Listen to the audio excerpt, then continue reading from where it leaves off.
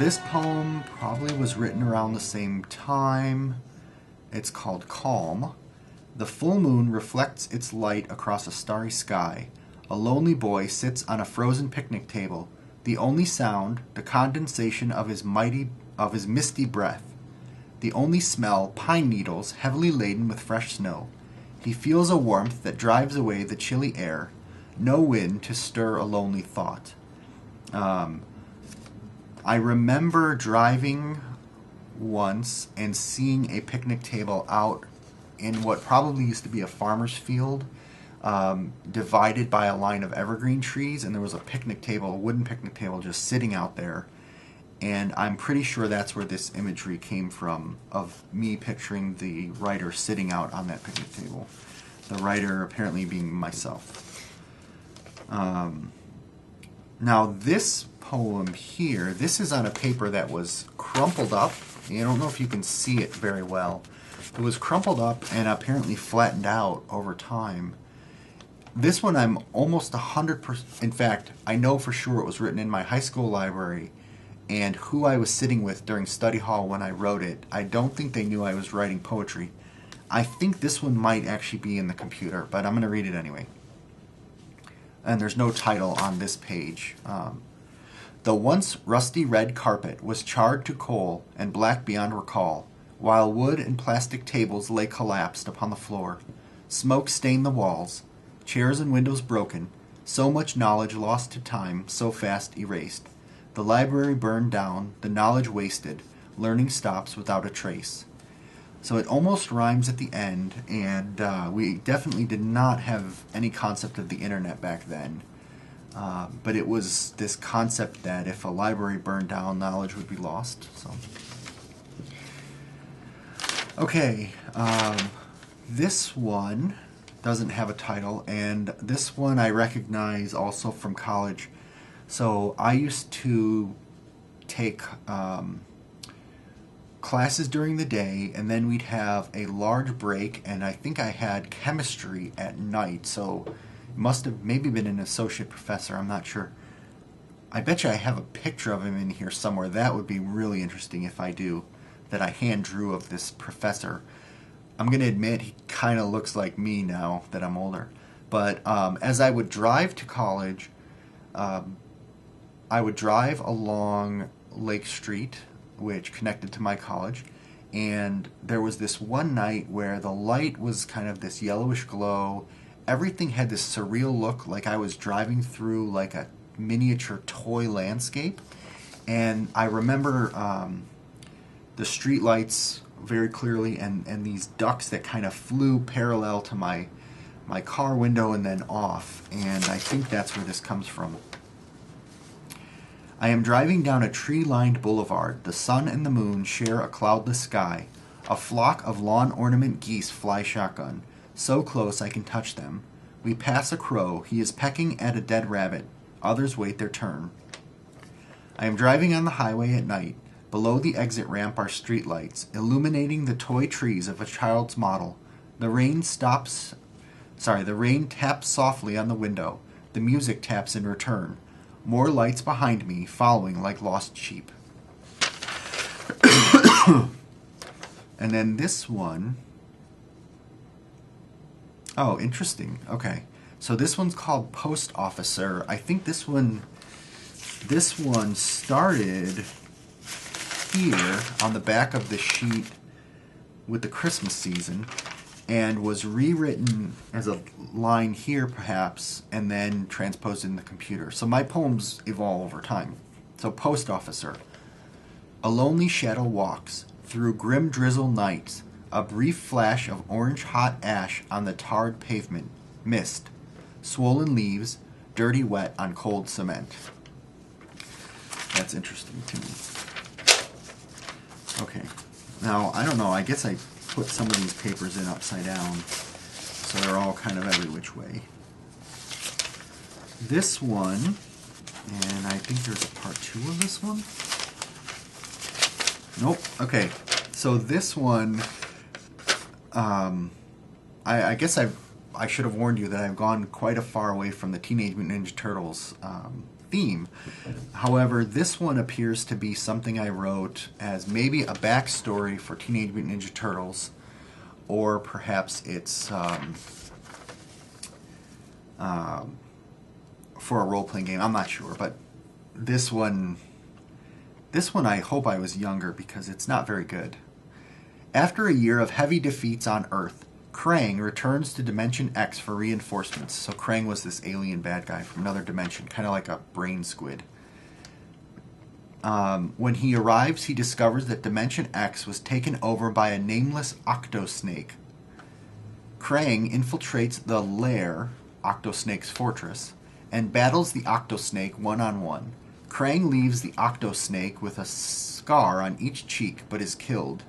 The Octosnake takes the name of Two-Cut, and okay, so Two-Cut, Two-Edge, from the ElfQuest thing that I read earlier, Teenage Mutant Ninja Turtles, it all kind of comes together, right?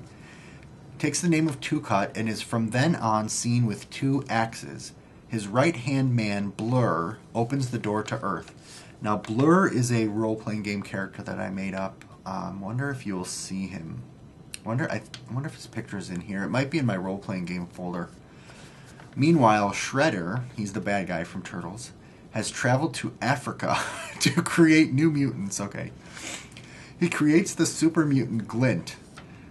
So, by the way, Glint is a reindeer. I don't know why, if they have reindeer in Africa, but Glint. Glint grows stronger than Shredder. Then, when his horns get turned silver in a battle with Genghis Frog, he realizes Shredder's plan of domination and vows to revenge his parents, who are now Shredder's slaves. Genghis Frog, Genghis Frog tells him the true story of Shredder, and they set off to find an old enemy, Baxter Stockman. Baxter is the only one who knows the floor plans of the Technodrome and how to close the gateway to Dimension X forever. I am quite sure that I never used this background in a role-playing game or a comic. I am surprised that I kept it because I don't usually keep stuff that's kind of not the greatest story. And I'm going to go get a drink of water and I'll be back.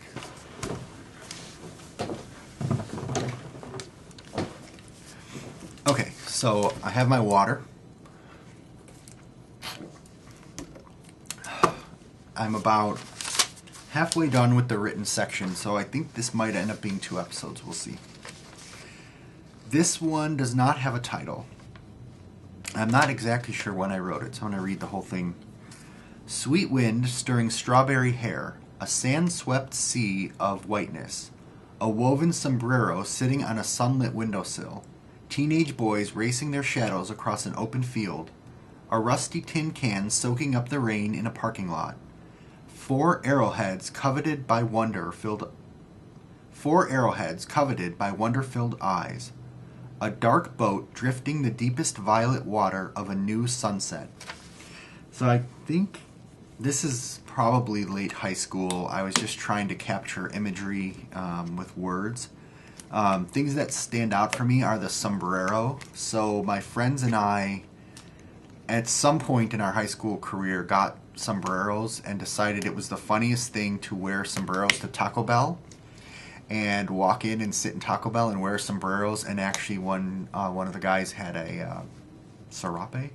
One of the guys had a Spanish cloth thing on himself. I think it's a serape. And we wouldn't cause trouble. We would just go in there and sit, and we would talk like normal kids, but we'd wear our sombreros, and then we'd leave. So that's how that worked into here. I never had any arrowheads, and I don't really know about the dark boat, but the sombrero really brings me back some memories. Now, on the opposite side of this one, in a different handwriting, I don't know if you can see it really good or not, but this is a little bit more scrunched handwriting, and then this is a little bit more wider handwriting. It's definitely mine. In fact, almost every one of these papers is written in different handwriting. I can only see half the moon as indolent clouds turn lycanthropic day to night.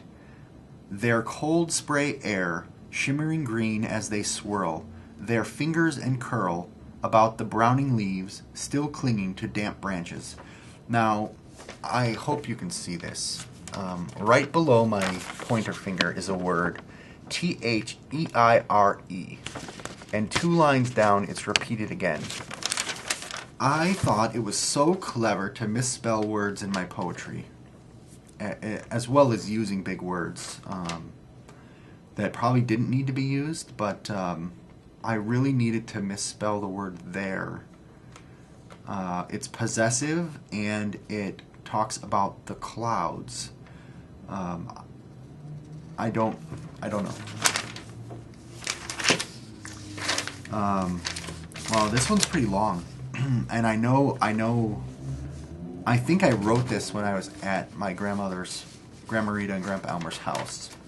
It is a fictitious description of this room that I had built in my head over time. A basket, brightly woven of painted straw, filled with yellowed magazines, stands in a sunny corner of the room. The yellow sunlight casts the gray shadow of a crisscrossed window pane onto the floor. A pair of crescent-shaped earrings in metallic rainbow hue sit on a dusty nightstand. A once-used candle lies on its side in a pool of its own substance as 3 pea-sized balls of naphthalene watch on from their windowsill. This helpless omen of their own fate. The faint odor of peach blossoms and teak wood drifts lazily about on the warm air currents. 2 spiders make their homes here, one in a corner of the ceiling and the other beneath the locked doorknob. The yellowed floorboards no longer creak, their waxen finish long since worn away. A single crack appears in the yellow paint of the western wall. A faded white curtain of lace hangs indolently from a bronze rod above the window. It obstructs the view of the overgrown yard. A precisely dressed bed of warm colors shares the room with a bureau and a bookshelf. Olive green and amber covered volumes, laced with golden characters, fill the shelves of the latter. Under the bureau lies a long-lost hairpin of lacquered tin. So I think here I was just going for colors and textures. The basket of magazines, I feel like that's something that my grandparents might have had in their house. Something like it anyway. The earrings were, again, I think it's just the color and the texture that pulled that out. The pea-sized balls of naphthalene. So my other grandparents, Grandma Valentine and Grandpa John, used to have mothballs in their windowsill, and they're these little white marble-sized balls of naphthalene which stink and supposed to keep the bugs away, and they shrink over time as they dissipate. I guess I purposely mixed in the sense of smell here. I've always been a fan of spiders in poetry for some reason, so the 2 spiders making their home there. And I used the word indolently, same as I did in that other poem. So these must have been written somewhat close together. Other than that, of course I had to have books in there at some point.